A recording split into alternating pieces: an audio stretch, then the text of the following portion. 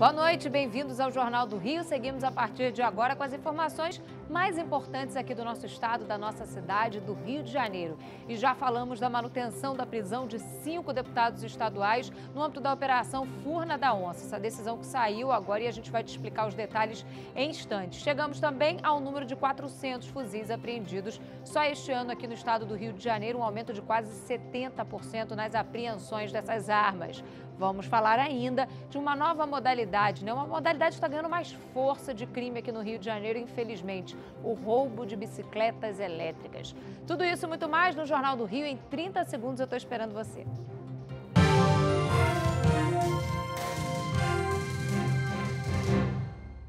A polícia investiga o assassinato de 3 garotas em Duque de Caxias, na Baixada Fluminense. Elas estavam dentro de casa no momento do crime. Quando a polícia chegou ao local do crime, neste prédio, no bairro Vila Centenário, em Duque de Caxias, na Baixada Fluminense, Andressa Soares Lima Dominique, de 20 anos, e as primas dela, Ingrid Rocha, de 19 anos, e Stephanie Rocha, de 15, já estavam mortas.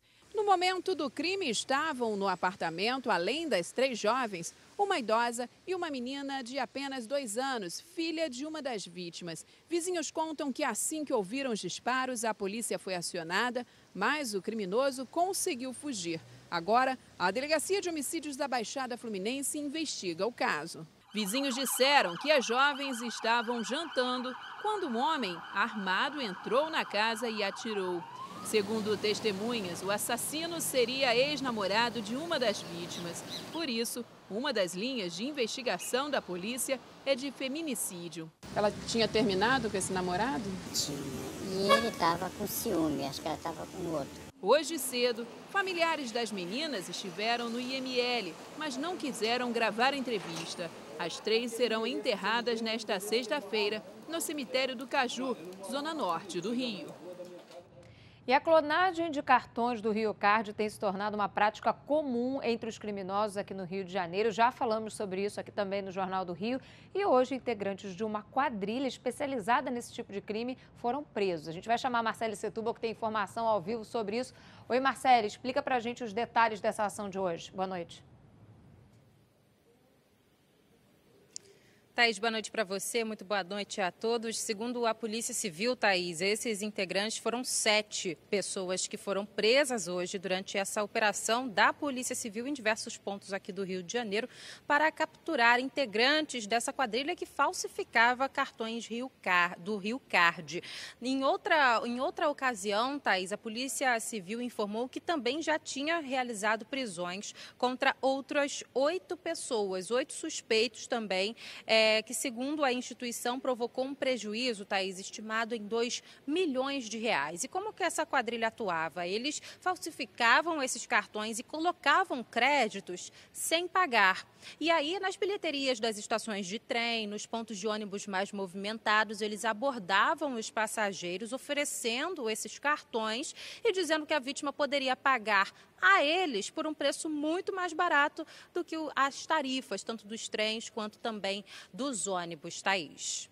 Obrigada, Marcele, pela sua informação. E a gente segue por aqui para falar da Polícia Militar, que apreendeu o fuzil número 400 essa semana. Esse ano houve um aumento de 66% em relação ao número de apreensões do ano passado, no mesmo período. O Alexandre Tortoriello é quem vai fazer um resumo para a gente dessas ações de apreensão de armas de grosso calibre aqui no Rio. Em pouco menos de 9 meses, a Polícia Militar do Rio de Janeiro apreendeu mais fuzis do que em todo o ano passado. Desde janeiro já foram 400, média de 10 por semana, o que representa um crescimento de 66% em relação ao ritmo de apreensões do ano passado. Em julho, a Polícia Militar fez a maior apreensão de fuzis da sua história, 23 em apenas uma operação no Complexo da Maré. Esse aumento da apreensão de fuzis se deve ao maior número de operações. O total de armas dá uma média de 24 armas por dia, ou seja, uma arma a cada hora. Em especial os fuzis, que são armas de guerra. Quase todas essas armas vêm de fora do Brasil.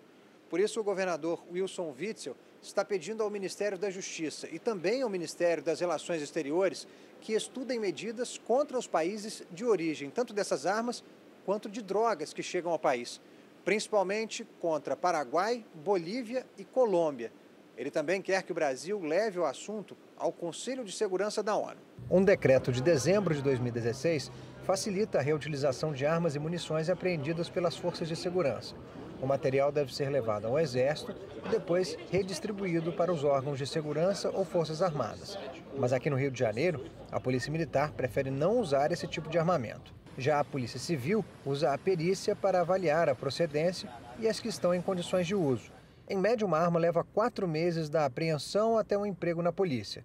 Muitas vezes, mais tempo do que ela leva da fabricação até as mãos dos bandidos. A gente avança em relação ao combate ao comércio ilegal de armas, no sentido de combater não só a circulação de armas, não só a presença de armas em comunidade, mas também a forma pela qual esse tipo de equipamento é adquirido. O intervalo é rápido e ainda nesta edição vamos falar dos desembargadores que decidiram pela manutenção da prisão preventiva dos deputados estaduais presos na Operação Furna da Onça. 16 camisas da Rede Municipal de Ensino foram estendidas em frente ao Palácio Guanabara, a sede do governo do estado, referentes ao número de crianças feridas por balas perdidas este ano aqui no Rio de Janeiro. O último caso aconteceu na terça-feira. Vitória Ferreira da Costa, de 11 anos, voltava da escola quando foi baleada. O protesto foi organizado por mães das crianças mortas em confrontos aqui no estado. Vamos lá trazer informação agora sobre educação ou falta, né? Problemas nessa área de educação, mais uma vez falando sobre a falta de verba na UFRJ. A universidade suspendeu a aplicação dos testes de habilidades específicas, uma prova obrigatória, né, para ingressar em 8 cursos da instituição. Vamos ver como é que fica a situação a partir de agora. Desde o início do ano, a Ana Luísa tem se dedicado aos estudos para entrar no ensino superior e cursar arquitetura e urbanismo. Mas o sonho da jovem de 18 anos de se formar na Universidade Federal do Rio de Janeiro ficou mais difícil de alcançar. Eu estou muito chateada, principalmente com o descaso do governo, com a educação, né? O teste de habilidades específicas da Universidade Federal do Rio de Janeiro é uma avaliação obrigatória para ingressar em 8 cursos. Nesta etapa, o candidato mostra ser capaz de exercer as atividades da profissão. As vagas não são oferecidas pelo Sistema Integrado de Seleção Unificada, o SISU. As provas seriam realizadas a partir de 6 de outubro, mas o site oficial da instituição informa que o exame foi adiado. A UFRJ afirma que não possui a verba necessária para realizar o teste de habilidades específicas, um total de R$ 240 mil. A reitoria disse que possui uma dívida de R$ 171 milhões e pode ser que esse valor aumente até o final do ano. Nós estamos adiando, nesse momento, para que seja realizada com recursos do próximo exercício, com o orçamento 2020. A conta de luz, por exemplo, não é paga desde janeiro. Já a de água deixou de ser quitada há 2 anos. A universidade aguarda agora a liberação do restante da verba projetada para 2019, cerca de R$ 100 milhões, bloqueada pelo Ministério da Educação. E nós estamos buscando alternativas sempre, mas sempre com muita tristeza e com a perda de um pouco da qualidade que a universidade tem. O sumiço da estátua do jornalista Ibrahim Suede em Copacabana chamou a atenção dos moradores do bairro. A Tatiana Campbell, da rádio Band News FM 90.3, foi até o local para desvendar esse mistério.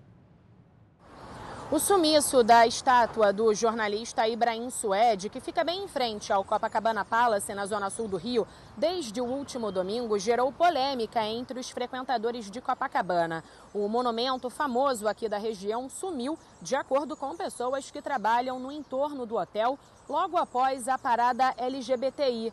Ainda segundo testemunhas, quem participava do evento tirava selfie e se apoiava na estátua. Em nota, a Secretaria Municipal de Conservação informou que o monumento sofreu um pequeno dano durante o desfile e, por isso, a direção do Copacabana Palace recolheu a estátua. Olha, a Secretaria de Conservação informou também que vai até o hotel Copacabana Palace para verificar as condições da estátua. De olho na Black Friday e nas datas festivas de fim de ano, o comércio deve movimentar o mercado de trabalho e também a economia carioca, que já começa a apresentar indícios de recuperação. Saara, centro de comércio popular do Rio. Mesmo com chuva, tem gente na rua. Dentro desta loja, o movimento não para. Investir no estoque variado tem sido a aposta da rede de utensílios domésticos, que tem 5 unidades na cidade. A estratégia se mostrou acertada. No último ano, a empresa teve aumento de 40% no faturamento. E a expectativa é fechar 2019 com uma taxa ainda maior, de 50%. O povo todo ele quer consumir, se tiver preço na mercadoria, se tiver mercadoria, o povo consome muito. Com o aumento do lucro, veio o plano de expansão. A próxima unidade que está em obras vai ser aberta em janeiro de 2020. Antes, no entanto, a rede vai reforçar o número de funcionários já de olho na Black Friday em novembro e também no Natal. A partir da próxima semana, começa a selecionar mais 15 vendedores temporários, mas que, se forem bem, poderão ser contratados. No último mês, o Estado criou 11.800 vagas de empregos com carteira assinada, o que representa uma melhora expressiva em relação ao mês de julho, quando foram fechadas quase 3.000 vagas. A expectativa é de que as datas de fim de ano e a liberação do Fundo de Garantia ajudem na recuperação da economia do Estado, que espera atrair investimentos nos próximos anos. A partir de políticas públicas, poderemos criar um ambiente negocial necessário e favorável à atração de novos investimentos. Nos próximos 10 anos, atrairemos mais de 250 bilhões de dólares em investimentos só no segmento de óleo e gás. Para este especialista, é preciso organizar a estrutura de desenvolvimento do Estado com investimento maior no setor de turismo, vocação natural do Rio de Janeiro. Temos riquezas naturais incomparáveis no estado do Rio de Janeiro. E a outra coisa, nós precisamos mostrar esse cenário para quem está aqui e para quem quer vir para cá. Isso vai gerar uma quantidade de empregos extraordinária, vai gerar uma arrecadação extraordinária. Intervalo rápido. No próximo bloco, vamos falar da ação de criminosos na zona sul da cidade. Os alvos da vez são as bicicletas elétricas. Desembargadores decidiram hoje pela manutenção da prisão preventiva de 5 deputados estaduais na Operação Furna da Onça. Por unanimidade, eles negaram a suspensão do processo. A sessão de hoje analisava os chamados embargos de declaração. Os pedidos tinham sido apresentados por 2 dos 5 réus no processo da Operação Furna da Onça, que corre em segunda instância, os deputados Luiz Martins e Marcos Abraão. As defesas questionavam a aceitação da denúncia, que, de acordo com eles, tinha sido baseada em dados fornecidos pelo Conselho de Controle de Atividades Financeiras, o COAF, e pediam a anulação de todo o caso. Os embargos de declaração pediam a extensão da liminar do ministro Dias Toffoli, presidente do Supremo Tribunal Federal, concedida ao senador Flávio Bolsonaro, que suspendeu ações que receberam informações do COAF sem autorização judicial. O relator do processo, o desembargador Abel Gomes, entendeu que o caso tinha como base não apenas um relatório do órgão de controle, mas também de análises da Receita Federal que tinham sido incorporadas à denúncia depois de pedido judicial, além de depoimentos e documentos enviados por colaboradores. Na decisão de hoje, os desembargadores deixaram claro que a liminar do ministro Dias Toffoli, que acabou suspendendo todas as ações contra o senador Flávio Bolsonaro, não se aplica a casos de réus já presos. Na sessão de hoje, eles também mantiveram todas as prisões preventivas contra os réus até o fim do processo. A Operação Furna da Onça denunciou 29 pessoas, sendo 10 ex ou atuais deputados estaduais acusados de envolvimento num grande esquema de corrupção dentro da Assembleia Legislativa do Rio. De acordo com a investigação, tudo era financiado pelo ex-governador Sérgio Cabral, com recursos da construtora Odebrecht e da Fetranspor. Os presos são acusados de lavagem de dinheiro e corrupção. Todos os parlamentares estão presos preventivamente desde novembro de 2018. E a gente fala agora do roubo de bicicletas elétricas. Cada vez mais empresas têm oferecido um seguro contra a ação dos bandidos. As bicicletas elétricas tomaram conta do Rio e se tornaram, para muitos cariocas, a principal forma de se locomover em meio ao trânsito caótico da cidade. Porém, circular com elas pelas ruas do Rio tem se tornado perigoso. Os preços variam entre R$ 2.000 e R$ 8.000, o que tem chamado a atenção de bandidos. Estas imagens de câmeras de segurança gravadas na última segunda-feira mostram uma bicicleta elétrica estacionada em frente a uma loja de pet em Copacabana, na Zona Sul. Perceba que um homem de casaco preto se aproxima, disfarça, rapidamente tira o descanso e sai empurrando a bicicleta. O furto aconteceu por volta de 8h20 da noite e durou menos de 1 minuto. Alexandre já teve 2 bicicletas elétricas furtadas em 2017 e em março deste ano. Paguei uns 4.200 em cada uma, aí agora desisti, ficar sem bicicleta mesmo. Para evitar chateação e dor de cabeça, algumas lojas já oferecem o seguro no momento da compra. Nesta aqui em Ipanema, na Zona Sul do Rio, por exemplo, o cliente, ao comprar uma bicicleta e um capacete, ele ganha o seguro por 6 meses. E perto do fim deste prazo, a seguradora entra em contato para saber se o cliente tem interesse em renovar o seguro ou não. Há algumas medidas de proteção e segurança que os usuários devem saber e adotar na hora de estacionar. Então vai pisar aqui na ponta do descanso, ó. Vai travar o descanso. Com essa chave aqui do botão vermelho, vai vir aqui, trancar a roda traseira. Ó, aí sempre confere com o pé. Trancaram, beleza? Então ninguém consegue levar ele empurrando, entendeu? Futebol, o Fluminense pode deixar hoje a zona de rebaixamento do Campeonato Brasileiro. O tricolor pega daqui a pouco o Santos às 8 horas da noite lá no Maracanã. Fluminense, 17º colocado com apenas 18 pontos. Santos, terceiro com 37 pontos. Assim como a gente tropeçou e sofreu algumas derrotas contra times que estão lá embaixo na tabela, a gente também venceu times que estão lá em cima.